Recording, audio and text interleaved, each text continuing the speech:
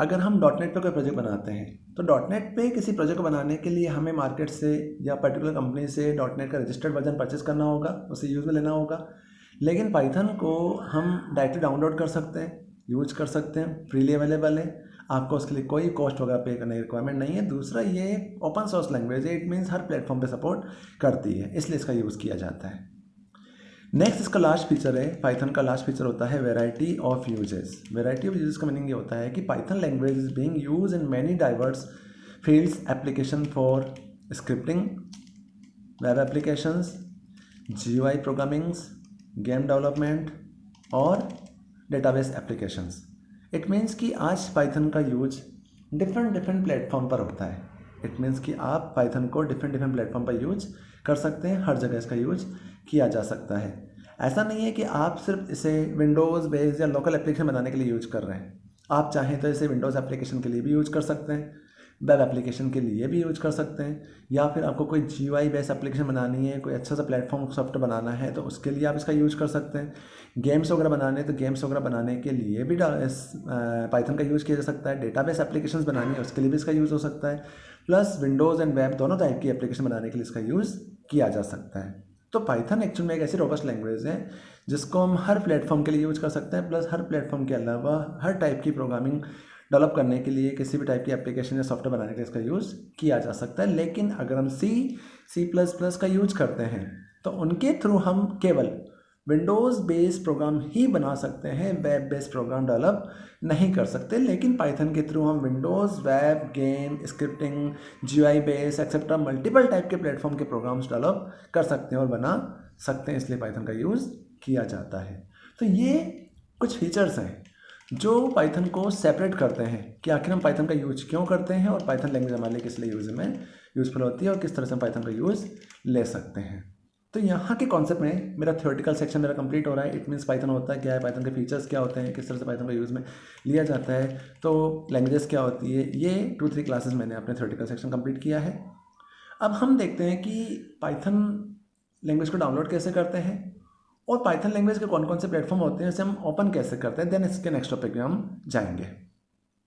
तो first of all case बेटा ये है कि पाइथन को डाउनलोड करने के लिए पाइथन का एक वेबसाइट्स होती है python.org, वो मैं लिंक आपसे शेयर करूंगा, उसमें से आप डाउनलोड कर सकते हैं।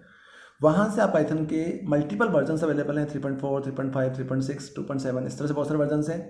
तो लेटेस्ट वर्जन जो आपके ऑपरेटिंग सिस्टम को सपोर्ट करता हो उस वर्जन को आप वहाँ से डाउनलोड कर सकते हैं और उसे इंस्टॉल कर सकते हैं। जो लिंक मैं आपको भेज दूंगा उसमें से आप डाउनलोड करके यूज कर सकते हैं अगर आपका सिस्टम अवेलेबल है तो। दूसरी चीज़ ये है कि अब हम पाइथन को चलाते कैसे हैं और पाइथन का यूज कैसे लेते हैं, उसका इंटरफेस क्या होता है, उसका प्लेटफॉर्म कैसा होता है, उसको हम प्रैक्टिकली देखते हैं। तो फर्स्ट ऑफ ऑल केस में जब आप अपने सिस्टम पर पाइथन का यूज करना चाहते हैं तो आज पाइथन को वेबसाइट से डाउनलोड करने के बाद जो वर्जन आपको 3.7 या 3.6 जो वर्जन आप डाउनलोड करेंगे वो वर्जन आपका आइडियली डेवलपमेंट आएगा। Ideally development means integrated development environment. वो एनवायरनमेंट आपको मिलेगा जिसमें स्क्रिप्टिंग बेस्ड प्रोग्रामिंग होती है, उसके थ्रू आप उसे यूज़ में ले सकते हैं। अगर आप आइडल का यूज़ नहीं करना चाहते हैं तो आज पाइथन के बहुत सारे प्लेटफॉर्म्स और भी अवेलेबल हैं जिन प्लेटफॉर्म की हेल्प से आप डिफरेंट टाइप की वर्किंग कर सकते हैं और अपने कोड को ईजिली मैनिपुलेट कर सकते हैं। तो आप कहेंगे कि इन दोनों में डिफरेंट क्या है, तो इनका मतलब ये होता कि जनरली हम जब आइडल का यूज करते हैं, आइडली या सिंपल पाइथन को डाउनलोड करके उसे यूज़ में लेते हैं तो उसका आइडियल एनवायरनमेंट होता है जो कैसा होता है मैं आपको दिखाऊंगा। और अगर आप उस एनवायरनमेंट को यूज़ नहीं करना चाहते हैं तो पाइथन को यूज़ करने के लिए पाईचाम के अलावा एनाकोंडा एक और इंटरफेस होता है, एनाकोंडा, जो हमारी बुक में अवेलेबल है, कैसे उसे यूज़ में लेते हैं, एनाकोंडा अवेलेबल है। तो एनाकोंडा और आइडल दोनों में डिफरेंट ये है कि आइडल एक स्क्रिप्टिंग प्लेटफॉर्म है जिसपे हमें एक्स्ट्रा फीचर्स अवेलेबल नहीं होते हैं, हमें सारी कोडिंग खुद करनी होती है और हर लाइब्रेरी को हमें खुद इंस्टॉल करना होता है। लेकिन अगर हम एनाकोंडा का यूज़ करते हैं तो एनाकोंडा में हमें ज़्यादा कुछ नहीं करना होता, सारा कोड अपने आप मैनिपुलेट हो जाता है, सारा कोड अपने आप एक्सेस हो जाता है, इसलिए उसे यूज़ में ले सकते हैं। लेट्स डिस्कस कि हम आइडल को कैसे चलाते हैं, कैसे इसे यूज़ में लेते हैं, कैसे प्रोसेस करते हैं। तो अगर आप आइडल को डाउनलोड करना चाहते हैं या आइडल को यूज़ में लेना चाहते हैं तो आइडल कैसे ओपन करते हैं वो चीज़ हम डिस्कस करते हैं। फर्स्ट ऑफ ऑल केस मैंने अपने सिस्टम पर आइडल इंस्टॉल किया हुआ है और मैं अपने सिस्टम पर पाइथन को ऑन करना चाहता हूँ और पाइथन को यूज़ में लेना चाहता हूँ। तो फर्स्ट ऑफ ऑल केस अगर आप पाइथन को ऑन करना चाहते हैं तो पाइथन को ऑन करने के लिए अब स्टार्ट पे जाइए। स्टार्ट पे जाने के बाद थोड़ा सा प्रोसेस स्लो है, स्टार्ट पे जाइए।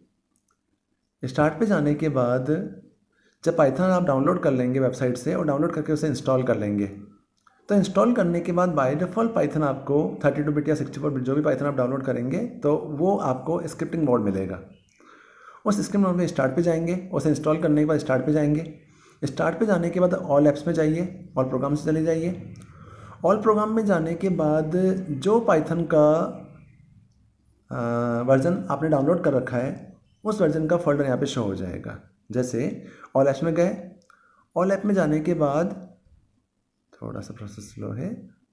ऑल ऐप में जाने के बाद यहाँ से मैंने अपने सिस्टम पर पाइथन 3.6 इंस्टॉल किया हुआ है, तो मैं नीचे गया और नीचे जाने के बाद यहाँ पर मैंने पाइथन का 3.6 वाला ब्लॉक ओपन किया, फोल्डर ओपन किया।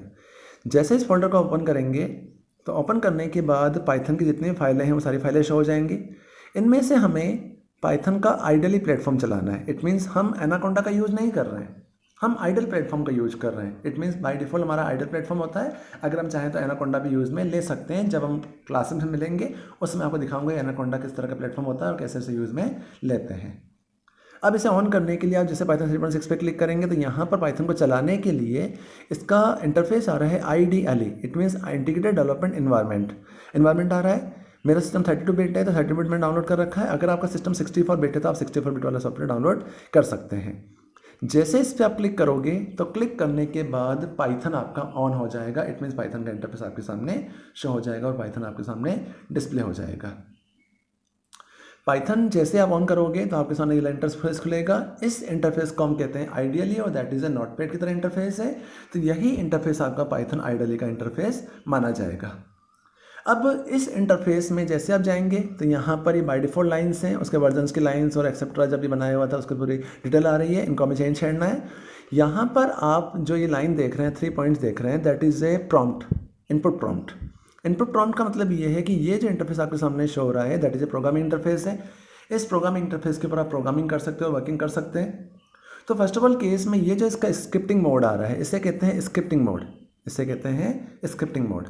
इस स्क्रिप्टिंग मोड में जो भी प्रोग्राम आप लिखना चाहते हैं, जिस प्रोग्राम को आप एग्जीक्यूट करना चाहते हैं उस प्रोग्राम को आप टाइप करके एग्जीक्यूट कर सकते हैं। फॉर एग्जाम्पल जैसे मुझे एक सिंपल सा मैसेज प्रिंट कराना है कि मुझे एक प्रोग्राम बनाना है, उस प्रोग्राम के अंदर मुझे सिंपल सा एक मैसेज प्रिंट कराना है, प्रिंट हेलो। तो मैंने यहाँ पे सिंपल सा एक मैसेज प्रिंट कराया, PRINT ब्रैकेट ओपन किया, इन्वर्टेड कोमा के अंदर लिखा मैंने हेलो, इन्वर्टेड कोमा बंद किया और ब्रैकेट को बंद कर दिया। तो यहाँ मैंने सिंपल सी टाइपिंग की, प्रिंट इन्वर्टेड कोमा के अंदर मैंने हेलो ब्रैकेट के अंदर, हेलो को क्लोज करके प्रोग्राम को कंप्लीट कर दिया। अब जैसे ही आप यहाँ पे एंटर प्रेस करेंगे तो एंटर प्रेस करने के बाद जो आउटपुट है, जो रिजल्ट है, वो रिजल्ट आपके सामने शो हो जाएगा। अब आप कहेंगे यहाँ प्रिंट का मतलब क्या है, तो बेटा ये सारी चीज़ें हम अभी डिस्कस करेंगे। तो प्रिंट का मतलब ये है कि प्रिंट एक्चुअल में एक इनबिल्ट बना हुआ फंक्शन होता है जो किसी भी रिजल्ट को शो करता है। इट मीन्स कि जो इनपुट आप मशीन में डाल रहे हैं और जिस रिजल्ट को आप इसे डिस्प्ले कर रहे हैं। तो इनपुट हमने इसके अंदर हेलो डाल रखा है, इट मीन्स हम इनपुट क्या कर रहे हैं, हेलो टाइप कर रहे हैं, वैल्यू दे रखी है। बट प्रिंट फंक्शन क्या कर रहा है, रिजल्ट को डिस्प्ले कर रहा है। तो हमने हेलो इनपुट डाला, प्रिंट फंक्शन ने उस हेलो को शो कर दिया। बट ये कोड जब इनपुट गया तो मशीन में कन्वर्ट हुआ, मशीन से प्रोसेस होकर रिजल्ट हमारे सामने शो हो गया और रिजल्ट हमारे सामने हेलो आ गया। तो ये सिंपल सा एक मैंने प्रोग्राम बनाया, प्रिंट हेलो और रिजल्ट मेरे सामने हेलो शो हो गया। अब मेन जो ये प्रॉम्प्ट है, इस प्रॉम्प्ट के ऊपर ये जो आपके इनपुट प्रॉम्प्ट्स आपको 3 जो ग्रेटर देन सिंबल्स दिखाई दे रहे हैं that is a input prompt. इस इनपुट प्रॉम्प्ट में जब हम प्रोग्रामिंग करते हैं, इस वाले ब्लॉक में वर्किंग करते हैं, तो इस ब्लॉक में हम जब वर्किंग करते हैं तो हमारे सामने ड्रॉबैक ये है कि आप इस वाले प्रॉम्प्ट के अंदर only for single line coding कर सकते हैं। इस वाले प्रॉम्प्ट के अंदर आप केवल सिंगल लाइन कोडिंग ही कर सकते हैं। सिंगल लाइन कोडिंग का मतलब ये है कि आप एक लाइन ही टाइप कर सकते हैं, क्योंकि जो कुछ भी आप एक लाइन में लिख रहे हैं वो एक सिंगल लाइन कोड है। जैसे आप एंटर प्रेस करेंगे तो न्यू लाइन में चला जाएगा। तो इस प्रॉम्प्ट पे हम सिंगल लाइन कोडिंग कर सकते हैं, उससे ज़्यादा कोडिंग नहीं कर सकते। तो इस प्रॉब्लम को सॉर्ट आउट करने के लिए हम ये जानते हैं कि प्रोग्राम हमारा छोटा भी हो सकता है और प्रोग्राम बड़ा भी हो सकता है। इसमें मल्टीपल लाइन का ग्रुप एज ए प्रोग्राम माना जाता है। तो अगर आपको प्रोग्रामिंग करनी है तो इस इंटरफेस के ऊपर प्रोग्रामिंग करने के लिए आप फाइल में जाइए और फाइल में जाने के बाद आप न्यू पे क्लिक कीजिए। इट मीन्स आप इस इनपुट प्रॉम्प्ट से, स्क्रिप्टिंग मोड से, आइडल मोड से स्क्रिप्टिंग मोड पे जाना चाहते हैं। तो जैसे ही आप इस पर क्लिक करेंगे, इस इंटरेक्टिव मोड से आप स्क्रिप्टिंग मोड पे जाना चाहते हैं, तो इसमें जाने के लिए आप न्यू पे जैसे ही क्लिक करोगे तो न्यू पे क्लिक करने के बाद आपके सामने एक फ़ाइल ओपन होकर आ जाएगी, एक न्यू फाइल बन जाएगी। अब ये जो फाइल है, ये फाइल एक्चुअल में एक इनपुट एडिटर है। इट मीन्स एडिटर मीन्स कि यहाँ पर आप प्रोग्राम को टाइप करेंगे और जैसे ही प्रोग्राम को कंपाइल करके रन कराएंगे, एग्जीक्यूट करेंगे, तो रिजल्ट आपके सामने शो हो जाएगा। कैसे चलता है प्रोग्राम, उसका एक छोटा सा डेमो देखते हैं। तो मान लिया कि मुझे सिंपल सा एक हेलो मैसेज प्रिंट कराना है, मुझे सिंपल सा एक मैसेज प्रिंट कराना है हेलो। तो हेलो मैसेज प्रिंट कराने के लिए मैंने यहाँ पे लिखा प्रिंट, और प्रिंट के अंदर ब्रैकेट ओपन किया और यहाँ मैंने डाल दिया हेलो। ये मेरा सिंपल सा प्रोग्राम बन गया। अब ये मैंने अभी आपको समझाया था कि पाइथन एक रोबस्ट लैंग्वेज है जिसमें हमें मल्टीपल कोड लिखने की ज़रूरत नहीं पड़ती, हम सिंगल लाइन के अंदर कोडिंग कर सकते हैं। अगर यही हमारा सिंगल लाइन प्रोग्राम है, इट मीन्स ये हमारी वैल्यू है और ये हमारा एक छोटा सा प्रोग्राम बन चुका है कि हमारे प्रोग्राम का मीनिंग ये है कि हमें सिंपल सा एक मैसेज प्रिंट कराना है, हेलो मैसेज प्रिंट कराना है। तो हमने प्रिंट लिखा और हेलो को प्रिंट करा दिया और रिजल्ट हमारा शो हो जाएगा। अभी प्रोग्राम बनने के बाद प्रोग्राम को एग्जीक्यूट कराना चाहते हैं, तो प्रोग्राम को एग्जीक्यूट करने का मतलब ये हो गया कि जो प्रोग्राम ने बना रहा है वो हाई लेवल लैंग्वेज में लिखा हुआ है, लेकिन जब ये कोड मशीन में जाएगा तो मशीन इसे लो लेवल में कन्वर्ट करेगी और कन्वर्ट करके रिजल्ट को शो कर देगी।